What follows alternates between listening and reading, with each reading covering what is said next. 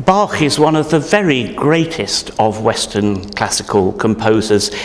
He was a man of incredible energy who was turning out music every single week of his life. He came from a very constrained area of Germany, never travelled very much, was always devoted both to the church and to the state, writing music through his long life.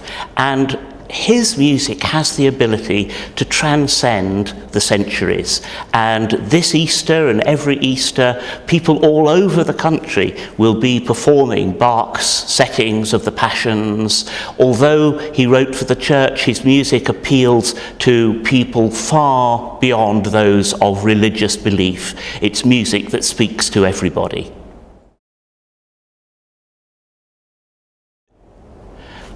Classical music is going through an extraordinary time. I think what's happened is that thanks to all sorts of popularising aspects of classical music, Classic FM, the three tenors, looking back on those great highlights when classical music suddenly became available to a whole new generation in a new way. And classical music has come out of its box. It's no longer just for those who are in the know. It now appeals to a very wide range of people.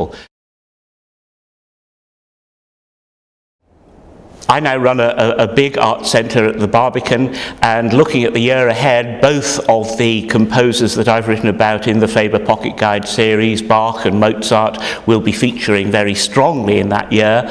They'll also be featuring at the South Bank, where Paulini has a series. They'll be featuring at King's Place up in King's Cross, which has a whole year-long series called Mozart Unwrapped.